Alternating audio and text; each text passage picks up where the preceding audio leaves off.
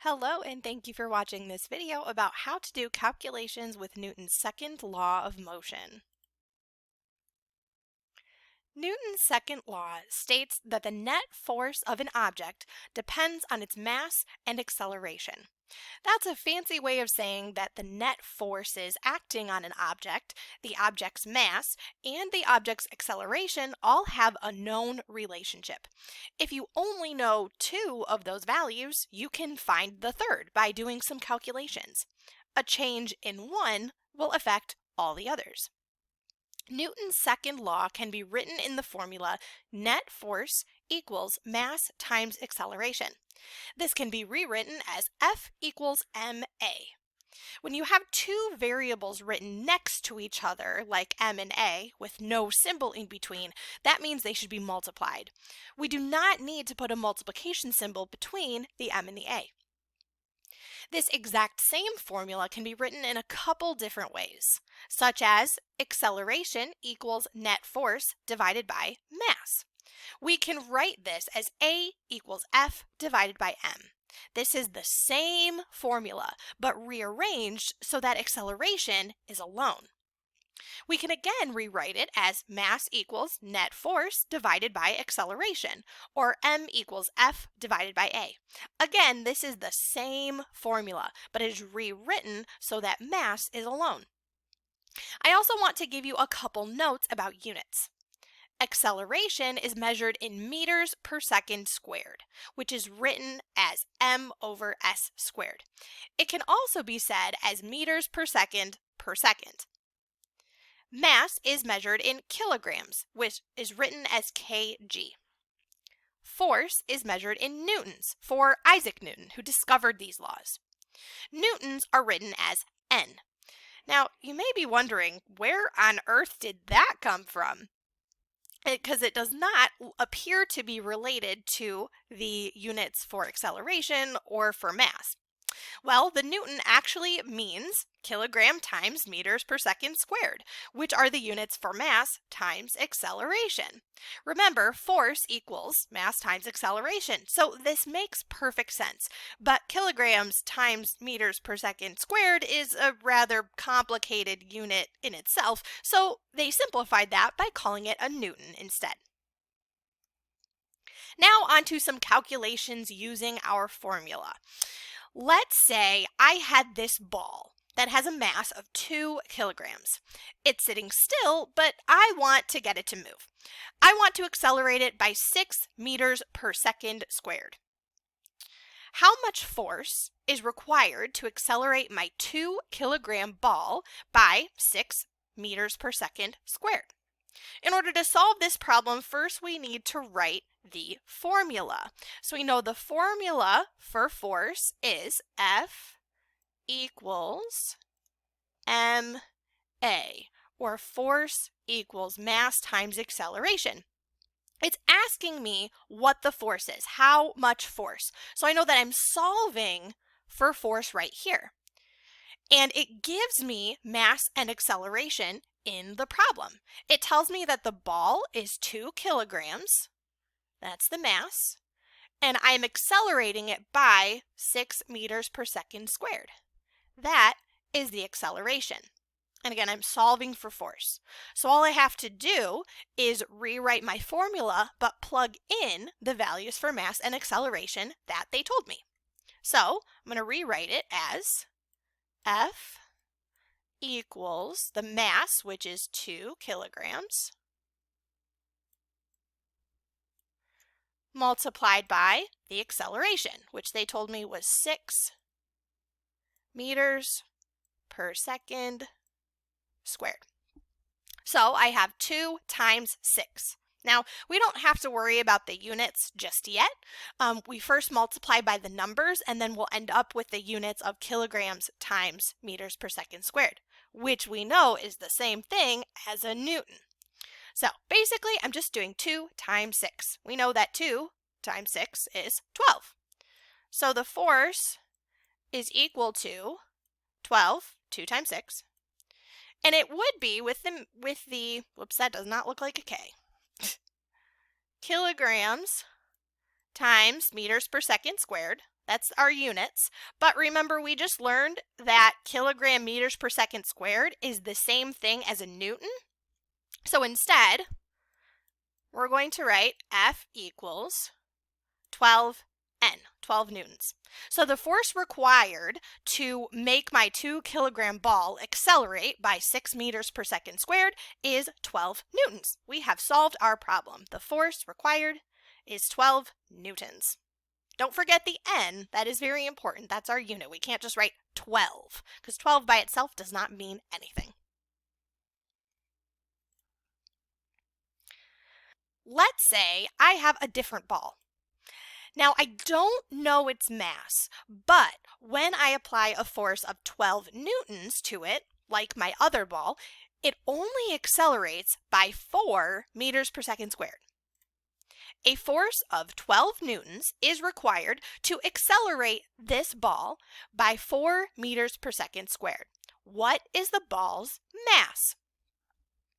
So now this problem, instead of asking me to solve for force, it's asking me to solve for mass instead. And instead it gives me the force, it says a force of 12 newtons, and it tells me the acceleration is 4 meters per second squared. So now my formula that I use is F equals ma, right? Just like before, force equals mass times acceleration. But instead of plugging in mass and acceleration, I'm instead plugging in force and acceleration, and I'm solving for mass. So it tells us the force is 12 newtons, so that goes here, and the acceleration is 4 meters per second squared, which goes here. So I'm going to rewrite it as 12 newtons. Remember, that's the same thing as kilograms times meters per second squared. 12 newtons equals m, which I don't know, m times 4 meters per second squared. So now I have mass and I'm trying to solve for it. In this type of math problem, and hopefully you're familiar with these based on what you've been doing in math class this year, we need to get the mass by itself. In order to do that, we have to divide both sides by this, 4. So if we divide this side by 4, and we divide this side by 4, that will essentially get rid of this. It will cancel it out, and we'll just be left with mass. That's what we're trying to do. So we need to divide both sides by 4, and we'll be left with mass. So we're focusing over here, 12 divided by 4. 12 divided by 4 is 3. So we have 3 as our mass. Now, with these units, we can't exactly see what these units should be just by looking at it. Instead, we would have to change this newtons to kilograms times meters per second squared, and we'd be dividing by meters per second squared. That's essentially what we're doing. We're not just dividing by 4, dividing by the whole units. So if we had kilograms times meters per second squared, and we divide by something in meters per second squared, what we're left with is kilograms. Now, I know that may not make a ton of sense, but just remember, we measure mass in kilograms. So you know that this is going to be kilograms. So it tells me that this ball has a mass of 3 kilograms, which is 1 kilogram more than the ball that we looked at before. So this ball is slightly heavier. It has a little bit more mass. And because it has a little bit more mass, when I push it with 12 newtons of force, it doesn't accelerate as quickly. So that's something that we can notice. If you have a heavier object and you apply it with the same amount of force as a smaller object, it's not going to accelerate as quickly as the small object will. That's like pushing a tennis ball and trying to push a big boulder with the same amount of force. That boulder is not going to move as much as a little tiny small light ball. So that's something to keep in mind, and that is something that this formula and Newton's second law tells us, is that it requires more force in order to push an object that's heavier at the same acceleration or the same speed. Now also, Something I wanted to note earlier on in the video, I gave you another way of looking at this formula. We don't just have to use force equals mass times acceleration. There was a version that I gave you where we have mass equals force divided by acceleration. Basically, it was just rearranging this other formula here, and I took the acceleration and I needed to move it over here by dividing by acceleration. And it left us just with mass. So it's the same formula, just rearranged. And if you notice, this is exactly what we did.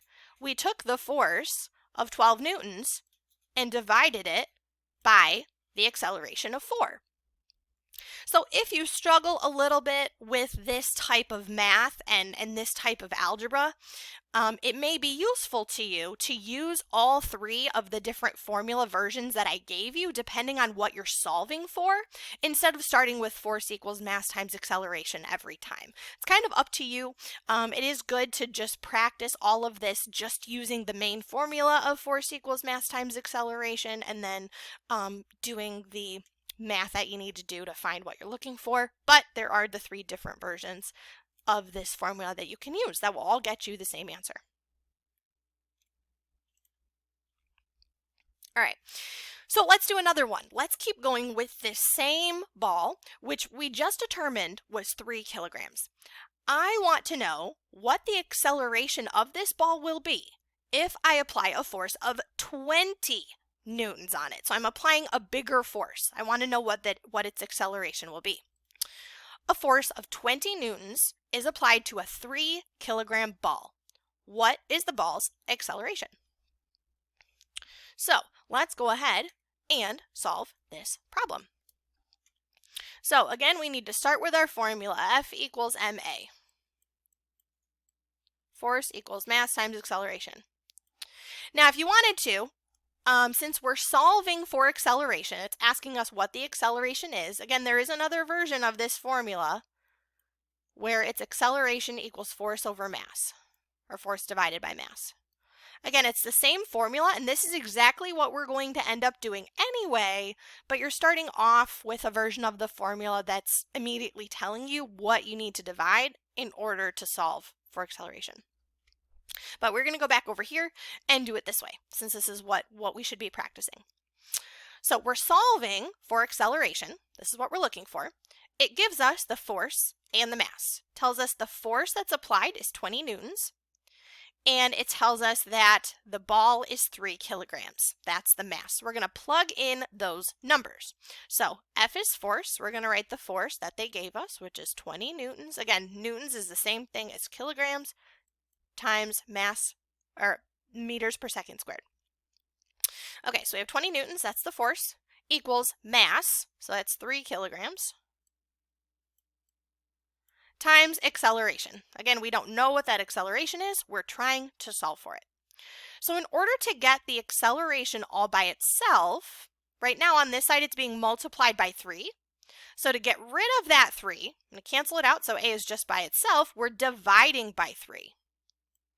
So if we divide by 3, that will give us acceleration all by itself. So if we do this, so it equals A, so we know that side is just acceleration. So we have to figure out what is 20 divided by 3. Now 20 does not go into 3 evenly, so I'm going to pull up my handy dandy calculator. You are welcome to do this without a calculator, but I'm not going to make you, and I'm not going to do that myself. When I calculate it, 20 divided by 3 is about 6.6 repeating, but I'll round it to 6.67 because we don't need a repeating decimal that goes 6.6666666. Not necessary. So it is about 6.67. Now with acceleration, I lost my ability to write the units in there, but we know acceleration is written as meters per second squared. That is our acceleration. Those are always the units for acceleration. So if I push my 3 kilogram ball with a force of 20 newtons, it will accelerate to 6.6 meters per second squared. So this just told me that if I take my ball and I push it with a larger force, it's going to accelerate faster, which makes sense. Whereas before it was only accelerating at acceleration of 4 meters per second. So I gave it more newtons of force. It's going to accelerate faster.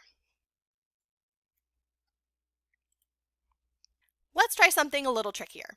This 3-kilogram ball accelerates from 0 to 30 meters per second in 5 seconds.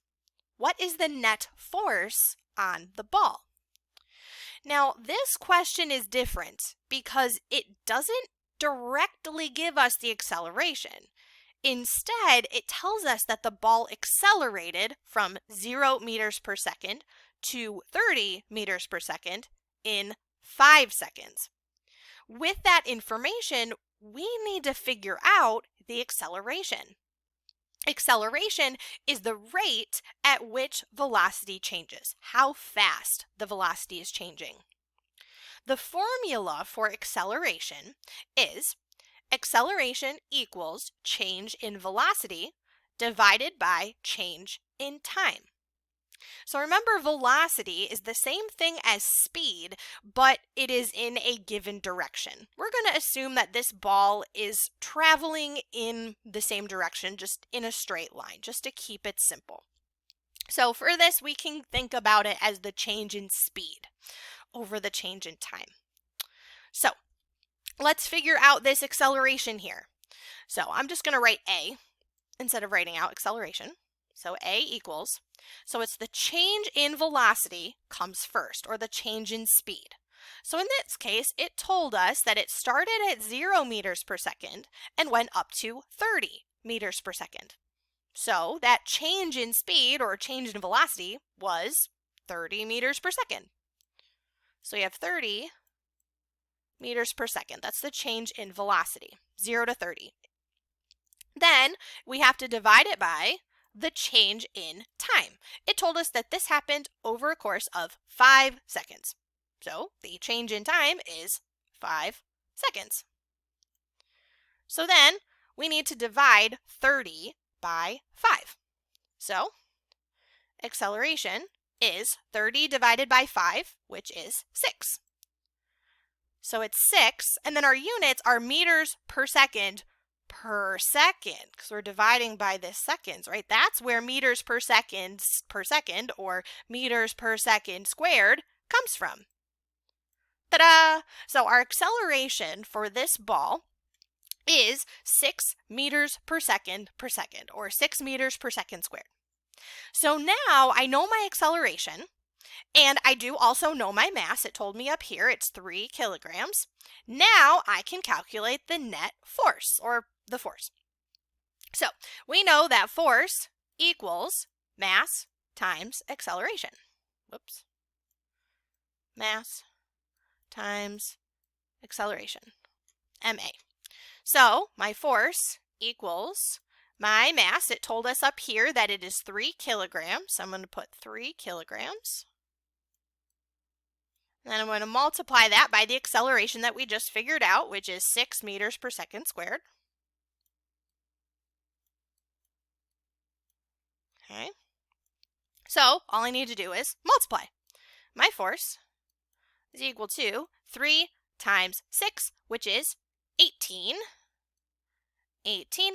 And we know that it would be kilograms times meters per second squared, but that's the same thing as a newton. Force is measured in newtons. So we're going to keep it simple and write newtons. So the force applied to my ball is 18 newtons. We have found our force. All right, let's do one final problem involving this bowling ball. A 7-kilogram bowling ball slows from 9 meters per second to 8 meters per second in 2 seconds. What is the net force on the bowling ball? And describe the direction of the force relative to the ball's motion. So this throws in one more thing in there that we'll have to think about at the end. But first, I need to determine the acceleration of the ball, just like the formula before. So the formula for acceleration equals change in velocity divided by change in time.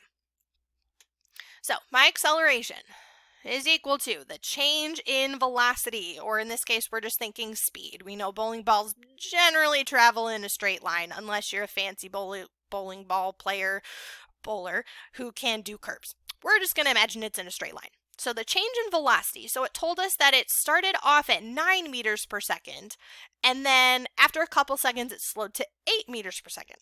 The difference between 9 and 8 is 1. So the change in velocity was 1 meter per second. And then we have to divide it by the amount of time that took, and it told us that it took 2 seconds for it to slow down like that. So it's divided by 2 seconds. So acceleration equals 1 divided by 2. So that gives us 1/2, or 0.5. I like decimals. We'll do decimals. So 0.5, that's the same thing as a half. So 0.5, and then our units are meters per second squared, or meters per second per second. Okay, so now we have our acceleration, and now we can calculate our force. So again, it's asking us what the net force is on the bowling ball. So we know that force equals mass times acceleration. Force equals ma. So we have force equals, first we need the mass. It tells us up here the mass of our bowling ball is 7 kilograms. So 7 kilograms. Whenever you see kg, you know that it's giving you a mass, 7 kg. And then we need to multiply by the acceleration, which we just figured out was 1/2, or 0.5, or 5/10, however you want to say that. 0.5 meters per second squared. So our force is 7 times 1/2, so half of 7. So if we take it, so either you can do this in your head or you can use a calculator. I know that half of 7 is 3.5, or 3.5. So my force is equal to 3.5, and we know it would be kilograms times meters per second, but we're going to keep it simple. We're going to write newtons, same thing. So the force being applied to my bowling ball, the net force, is 3.5 newtons. Now, if we think about this, this bowling ball was just thrown, and it's traveling down the lane. The only thing that would be applying a net force to the bowling ball is going to be friction. So we know that bowling lanes are really slippery, and the ball is able to go pretty fast and pretty far, but there is some friction there. So we can actually think about this force as being the force of friction. And let's say we have this ball, so we need to think about this last bit of the question. Describe the direction of the force relative to the ball's motion. So let's say we have this ball, and it has been thrown down the lane. It's going this way. This ball is slowing down, not by a lot. It's still going pretty fast, but it's slowing down a little bit. We learned from this problem it slowed from 9 meters per second to 8 meters per second after traveling a couple of seconds. It's going this way. So if the ball is slowing down, that means that force is attempting to move the ball in the opposite direction. It's causing it to slow down. So the ball is moving forward. The friction is being applied backwards, causing it to slow down.